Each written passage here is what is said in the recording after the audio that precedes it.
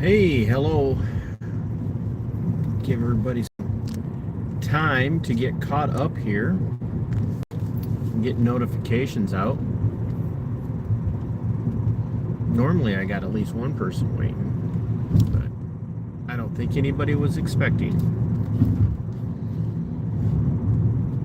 Yeah, I don't think anybody was expecting a drive time today. I did make an announcement and I did post to the community tab, so over on the YouTubes, but here we are. So it's Friday, Friday, March 14th. Yeah, it is. Tomorrow is the Ides of March. If you have never read or sat through a playing of William Shakespeare's Julius Caesar, then you probably won't understand the Ides of March. But yeah, tomorrow is the Ides of March, and I think it's an apropos. The Ides of March is an apropos place where we find ourselves as a country politically right now, and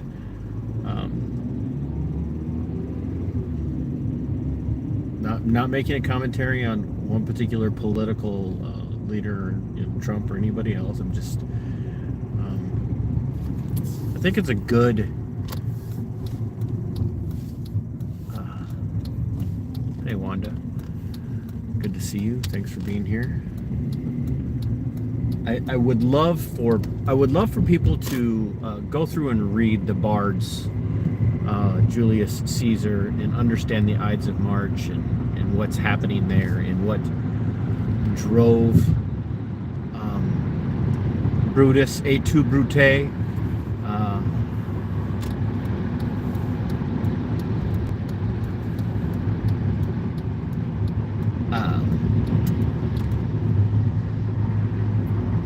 Just spend some time. Even if you aren't a reader, find somebody to read it to you. Find it in audio form. Watch the play, Julius Caesar, and understand what drove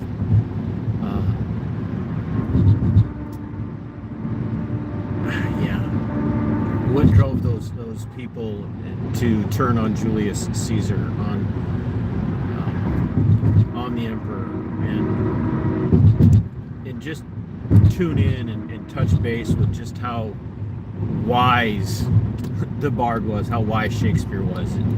Very phenomenal mind. His stuff is absolutely amazing. So thanks for being here. Once again, a reminder, tomorrow is Ides of March, and that's why I brought up Julius Caesar.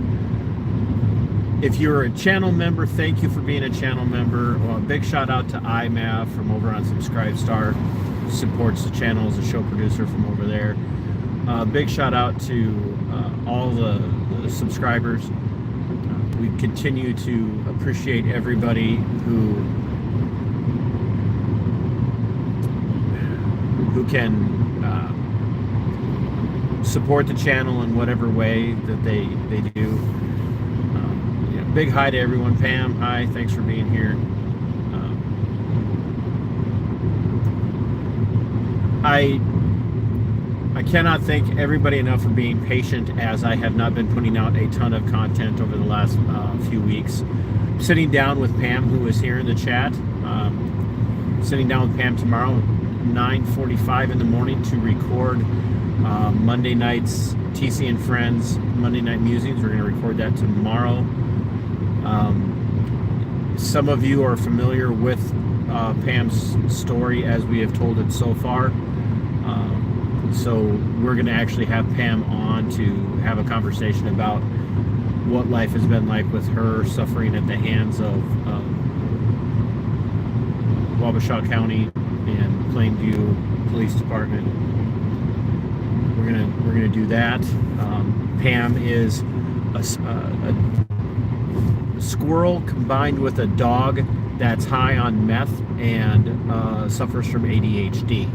So we're gonna have to work very hard to keep Pam on topic. well, not on topic. We're just going to have to keep her very, focused so that she's not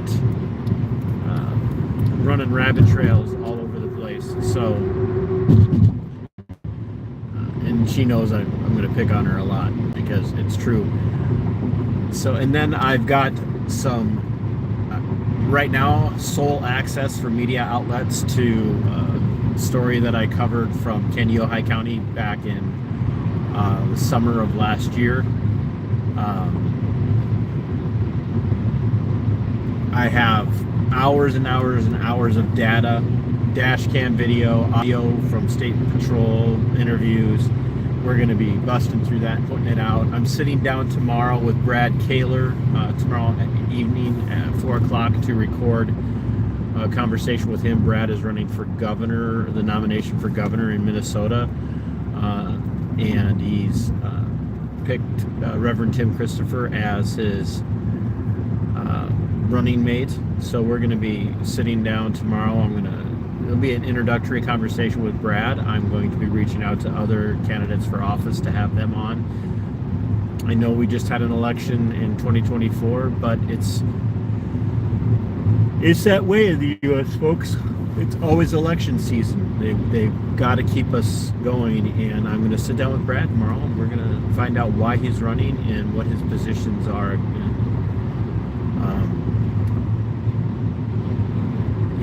What he thinks makes him qualified to be the governor. Quite frankly, when your competition is Tim Walz, I have a couple of dead birds in my backyard that could govern better than Tim Walz does. But gubernatorial politics are incredibly important, and I don't think people understand. If there's anything more important than gubernatorial politics, it is your local city council, city mayor, and your school board. Those are even more important. So, will I take call? Well, no, we're not live, so we're not going to do call-ins. So, but anyway, I wanted to talk about an issue that has arisen since I've really been pointing out some inconsistencies with the Trump administration and his supporters when it comes to liberty and the Constitution, and I think these things are pivotal for ours. Yeah, actually, they are pivotal for ours. Wanda, why don't you send me an email? I would love to hear from you. mbrrpodcast@yahoo.com. Show me your work. mbrrpodcast@yahoo.com. I would love to hear from you. And once again, if there are people chatting, I'm not trying to ignore you. So, general hi to everyone. And hit that like, hit the share, because I think this is going to be very. We have some constitutional conundrums going on here in the U.S., and it's not the constitutional crisis that the progressive left says that Trump's plunged us into. I believe we've been in a constitutional crisis for a long time in the U.S. Firmly entrenched in that idea, going as far back as Lincoln. I believe Lincoln, most of you know this, caused most of our problems when it comes to the Constitution. Some of the problems predate him, but mostly go back to him, especially as it relates to the executive branch and overreaching executive problems.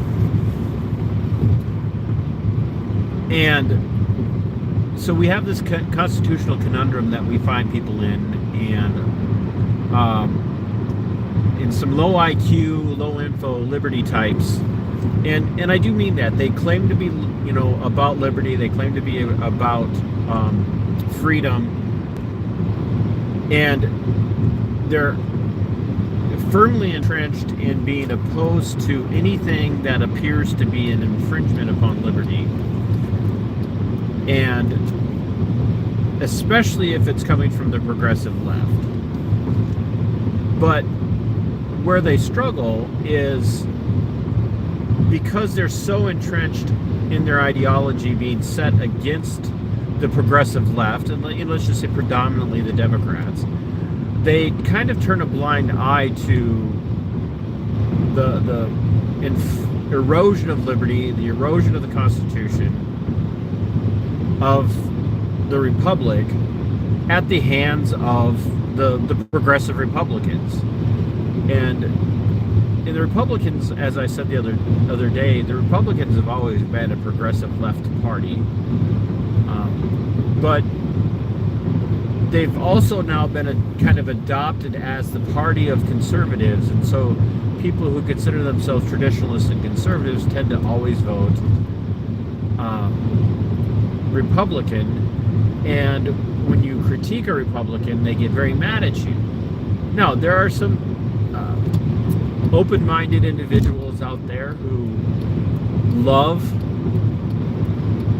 the Constitution, they love liberty, they love the Republic, and they will hold people accountable. And they're pretty reasonable to talk to. But as of late, one of the problems with consistency that I have seen people running into, and this is a respectful shout out to the person who I've been conversing with on Facebook. The big push right now is for the elimination of illegal aliens in the United States. And when I mean elimination, you know what I mean. Rounding up illegals, detaining them, and then shipping them out of the country. And someone who I've come to respect in the short amount of time that I've known them said, I'm so tired of all the people whining about their rights and their liberties over this issue of rounding up illegals. We have a problem and we need to end it, and we need to do something to protect all these kids that are being, sex trafficked and all of the illegal drugs that are coming into the country. And I pointed out that, I agree. I want an end to children being, ripped from their families and ripped from their countries of origin to be brought here to the U.S. to be trafficked. I am absolutely 100% on board with ending that. Now, the big problem is not just that they're being brought here. That is very much a problem. Them coming here is very much a problem. It needs to end. But we have to do something to curb the appetite of people, right, for these children. Curb that appetite, right? That's where the problem is. They wouldn't be bringing those children here if there weren't people here in the U.S. that had an appetite for that forbidden fruit. And it's much the same with illegal drugs, but the difference is, as a paleo-libertarian, paleo-conservative, I say we need to decriminalize drugs for adults. There should be no laws against drug use for adults. You should be able to put whatever you want into your body, no matter how harmful the state says it is. And that cannot be said for this appetite that people have for this underage forbidden fruit. That is criminal, and those people need to be dealt with criminally. That's how we eliminate the problem. Now, in the meantime, in the interim, we do need to shut down that trafficking that's happening. We do need to end that. Absolutely, 100%. Anybody that tells you otherwise is a damn fool. And they need to get bent. Now, That being said, what I'm not comfortable with is the idea that it's okay to begin to violate people's rights, the natural rights of man, as they're enshrined, not granted by, but enshrined in the Constitution of the United States, especially in the Bill of Rights. You do not strip people of those fundamental, foundational rights just because you want to protect somebody, even if it's children. And I know that sounds incredibly harsh, but that's a fact. And here's the reality. What a lot of people are missing is that every single liberty that is eroded, every single freedom that we have that is ultimately taken away from us, is ultimately done for our good, for our safety, in the argument of statism, in the argument of national politics, which is why you will never hear me refer to the United States as a nation. We're not a nation, we're a federal republic. We're a constitutional federal republic. That we are not a nation that needs national security for safety. We are a republic, and our safety and our well-being should be in our hands, not in the hands of the state, of a national government. It should be in our hands. And if we want to contract that out, then we can contract that out with our local entities that we appoint to keep, to those rounds, to those positions. And so while I want to see an end to child trafficking, you do not erode the liberties, the liberties and the freedoms of other people in an attempt to make children safe. Because what ultimately you end up doing in that situation is you're not making those people safe. You're not making those children safe. You are actually setting up an environment for them that in the future, they will not have the liberties and the freedoms that have been eroded and stripped away from the adults that have preceded them, that have gone before them, because you wanted to take those away from them in an attempt to make them safe later on in their lives. Even if it's a week from now, 2 weeks from now, or 22 years from now. Like, we all lose, right? Here, the reality is, when a child is harmed, society, culture, our republic, other countries, other nations that are out there, actual nations that are out there, they are all harmed by the harming of children. But we are also here in this republic, all harmed by the erosion of even so much as one liberty, of one natural right, of one freedom. And I mentioned the other day the fact that there is a man, a Muslim from the Middle East, who was detained, arrested, and hauled off and secreted away into an unknown prison location somewhere.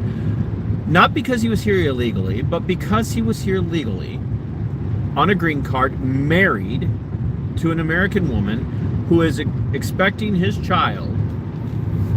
And he was hauled away by Trump's Immigration Customs and Enforcement Bureau, that agency. He was hauled away because he criticized and helped organize peaceful protests against geopolitical Zionist Israel. That was it.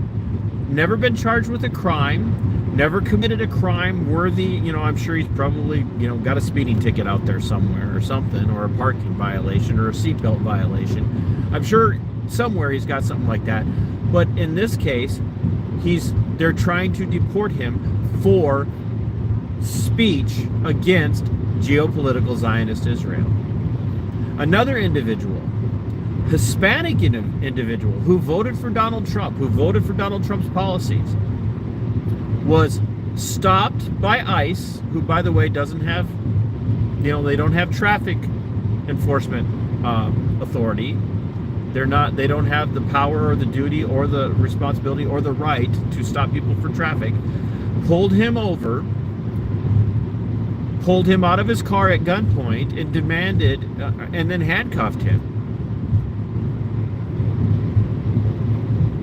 And forcibly detained him, claiming that he was somebody else because this other person allegedly gave his address, even though they didn't live there. Now, I'm saying allegedly because we've seen no proof of this. They just pulled this guy over, forced him out of his vehicle. He's a naturalized American citizen. He has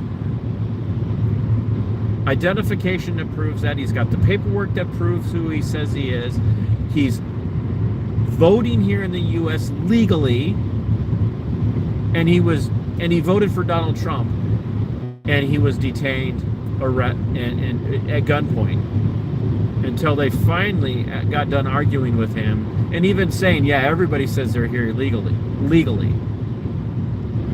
And when I ask people, how do you want to prove who's here legally? How do you want to prove who's here illegally? They say, oh, you know how. As they put up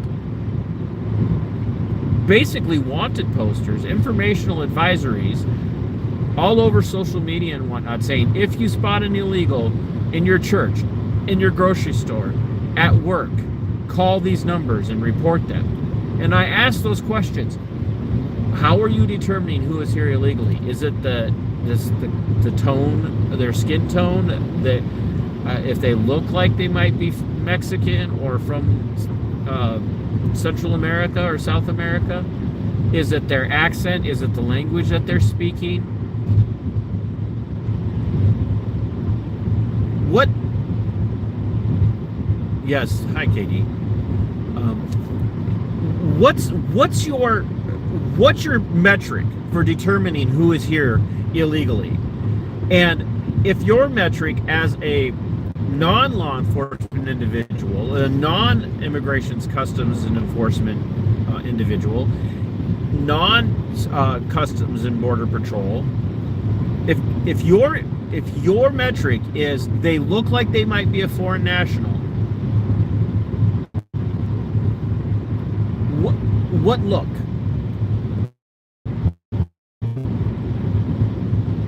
There are many Europeans who are here illegally. Many who are here illegally. They don't look like Hispanics. They don't Mexicans. They don't look like they're from Guatemala or Venezuela. They don't look like they're from South America. Many of them speak with a European accent. There are Canadians who are here illegal. Who are you going to turn in? Who is ICE targeting? Who's being targeted? And if they're targeting freaking papers on you, you better have your papers on you at all times. Walking down the street in your own neighborhood, you better have your papers on you. Oh no, that only applies to who? Does it only apply to Mexicans? Does it apply to somebody who looks like they might be a Somali?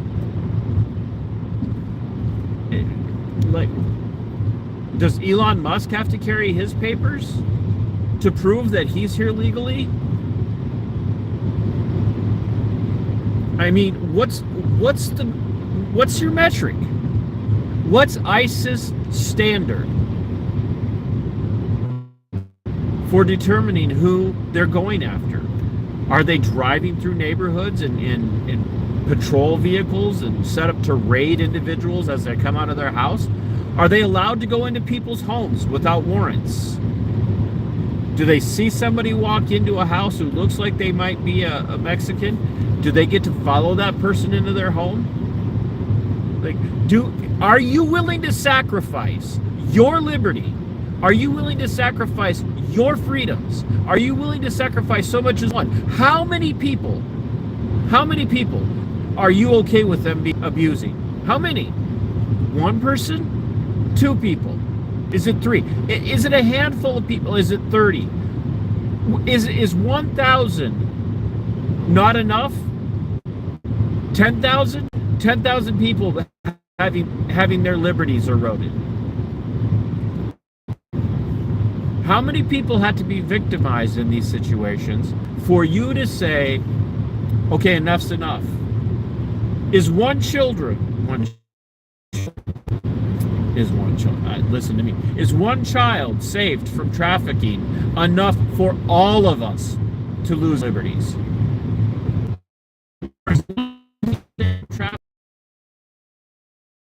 To lose their liberties. I mean, honestly, there's a market for young European children in the US. There are some sickos out there.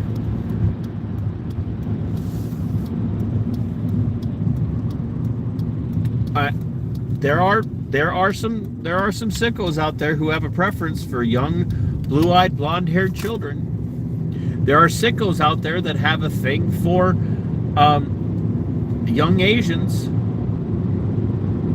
Hi, Mercedes.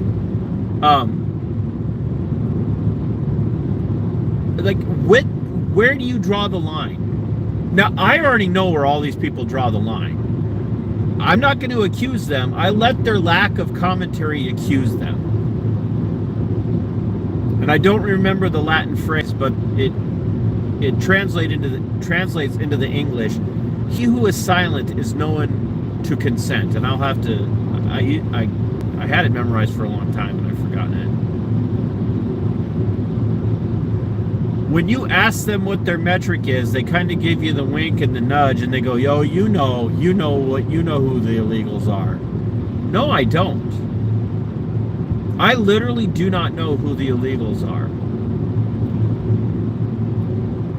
I don't drive down my street. I don't drive down the road. I don't walk through a neighborhood. I don't walk into a store or a restaurant and go, "Oh, that person, they don't look like me. They must be an illegal." So when you give me that wink and the nudge and you won't answer the question, your silence is already condemning you.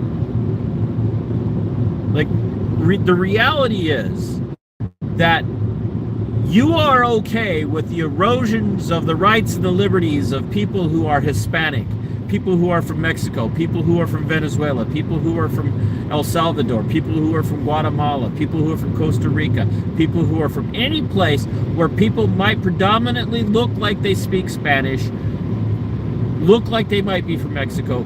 You are okay with all of those people having their rights eroded because you know it's never going to impact you.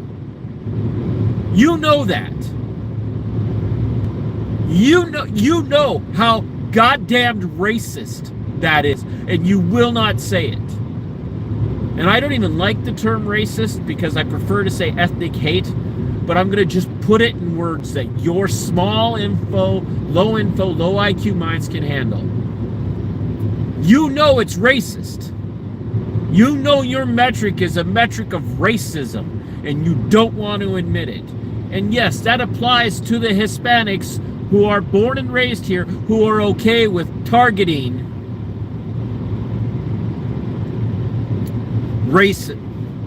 ethnic individuals. I don't care how much you say you voted for Trump and you are a Hispanic. If you're okay with them targeting other Hispanics, you are as much a racist as the white guy across the street.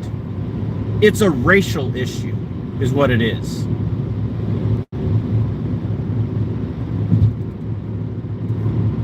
Folks, I don't do identity politics. I hate identity politics. And I hate identity politics so much that I hate the idea that identity politics is playing into the hands of both sides of the aisle, of both wings of that bird that is leading ultimately to a flight path that takes us into even more tyranny. I don't like the idea that you are out there somehow determining that the only people you're going to turn into ICE are the Hispanic people that you run into working at the grocery store or shopping next to you or buying gas at the gas station. Some short little Mexican roofer guy must be here illegally, so I'm going to turn him in. Duluth, Minnesota, a week and a half ago. ICE showed up and arrested a bunch of roofing crews because they got turned in. Folks, if you want to come to this country, come here legally. There is a step and a process for you to go through to come here. Come here legally. By God, come here legally.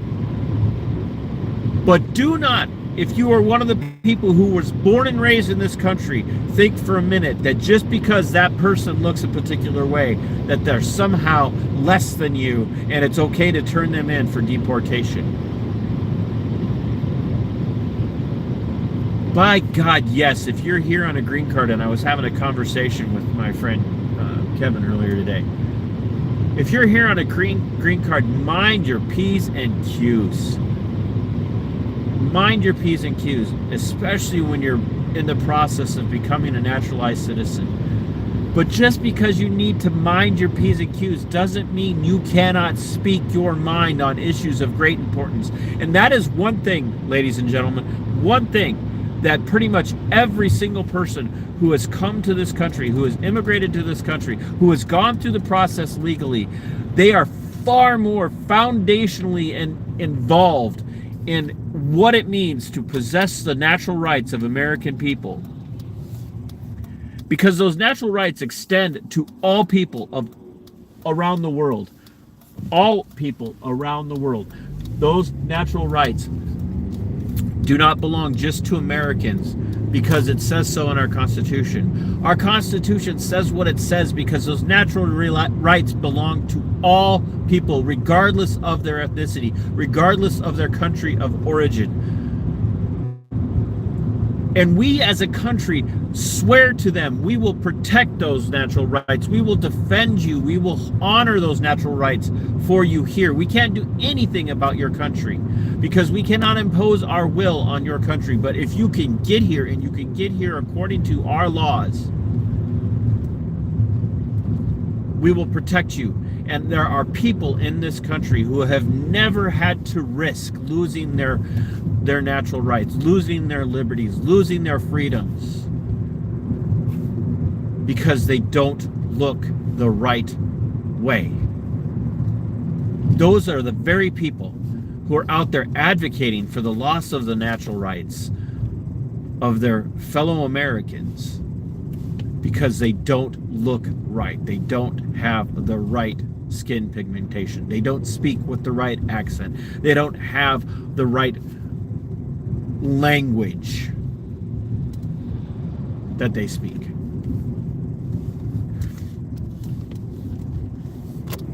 Yeah, I said that.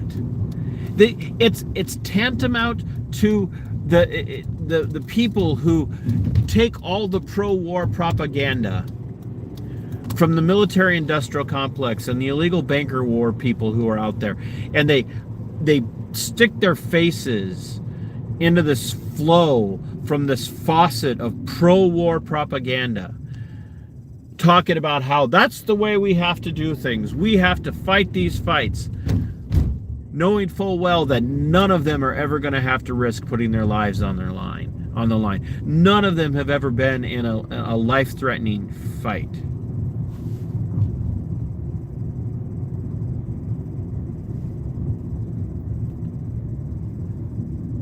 Those people are foundationally and fundamentally cowards. It's funny when the local cops, local deputies wave to me. They're like, oh, I'm sure they're just like, oh, geez, he's there. We've got some decent deputies in our area, so I don't mind. But these people are dangerous. And they're the same types who have no problem with your rights being violated as long as it doesn't impact them. And I'm going to get ready to close on this because I need to go home and unpack some groceries and stuff and take a shower and get some dinner. These are the same people that do not recognize that person who looks different than them and is having their rights violated for the sake of you protecting a child coming in here from another country who is being illegally trafficked, and there's no such thing as legal trafficking of children, by the way, they don't recognize that the rights of that individual who doesn't look like them being eroded is also eroding their right. And when they say they don't care and they're tired of the whining, they're the reason why we're going to lose our republic. You don't have to like it, but you have to honor the truth of that. It's got to end. And if you can't recognize that that has to end, then you have to ask yourself if you're really the constitutional originalist and purist that you think you are. Because I'll call you a coward and tell you that you're wrong. Please share this out, folks. I hope you have a great weekend. There will be content probably coming out over the next 2 days. And once again, Pam, her first appearance on TC and Friends Monday Night Musings is slotted for Monday night at 7:30 p.m. Be looking for that. And then be looking for my conversation with Brad Kaler, who is running for the nomination for governor here in the state of Minnesota. That'll be coming out very soon as well. And got some my season premiere for Libertarian Lowdown is coming out next week as well. Got in a week and a half as well. So we're really looking forward to that conversation I'll be having. And the new seasons are heating up. And if you have the time and you are in Minnesota, we urge you to show up April 5th to the state capitol for the Defend the Guard rally. This is huge. It's a huge movement going across the entire country, and I will be having Dan McKnight on to talk about the rally and talk about the movement and why it's important. So, my friends, until next time, fight for your freedom. It is yours. Fight for your liberty. It belongs to you. And Sic Semper Tyrannis.